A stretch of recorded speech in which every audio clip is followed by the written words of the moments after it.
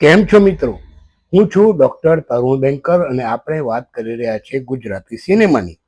આજે બે ગુજરાતી ફિલ્મો રિલીઝ થઈ રહી છે, એનઆરઆઈ દુલ્હન અને સરગમ. એનઆરઆઈ દુલ્હન પિતાની અંતિમ ઈચ્છા પૂરી કરવા વિદેશથી ભારત આવેલી એનઆરઆઈ દીકરીની વાર્તા. આ એનઆરઆઈ દીકરી ભારતની સંસ્કૃતિ અને સમજની સાથે કેવી રીતે એનઆરઆઈ દુલ્હન બને તેની આ વાર્તા. મુખ્ય કલાકારો આંચલ શાહ અને વિશાલ સોલંકી. ફિલ્મના લેખક અને દિગ્દર્શક છે ભરત મહેતા અને રફીક ખાન. નિર્માતા છે વિપુલ સંઘવી અને રમેશ શાહ. Sargam musical drama.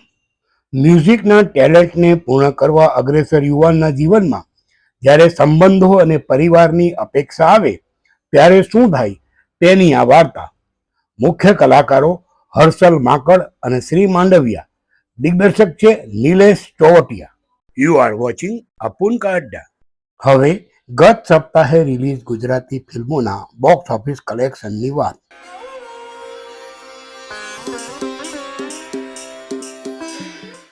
ગત સપ્તાહે રિલીઝ કબંદા લગભગ 30 લાખના આંકડે પહોંચી છે, તો આ પહેલા રિલીઝ થયેલી ધરપકડ 3 કરોડનો આંકડો ક્રોસ કરી ગઈ છે અને ધબકારો લગભગ 8 કરોડની આગળ પહોંચી ગઈ છે.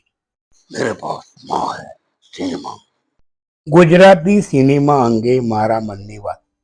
મિત્રો, દરેક ભાષાની પોતાની એક લાક્ષણિકતા છે અને દરેક ભાષાના દર્શકો એક ચોક્કસ પ્રકારના જોનરને પસંદ કરે છે એવું નોંધાયું છે. ગુજરાતી સિનેમાની વાત કરીએ તો સામાજિક, કોમેડી અને લવ સ્ટોરી મોટા ભાગે ચાલી છે. હોરર, મર્ડર મિસ્ટ્રી કે સાઈ-ફાઈ થ્રિલર આપણી ભાષામાં બહુ સફળ થઈ હોય એવા બહુ જ જૂન ઉદાહરણ છે. જો અત્યાર સુધીમાં સફળ થયેલી ગુજરાતી ફિલ્મોના ઇતિહાસ ઉપર નજર નાખીએ તો આપણને ખબર પડશે કે સામાજિક, કોમેડી અને લવ સ્ટોરી સૌથી વધુ ચાલી છે.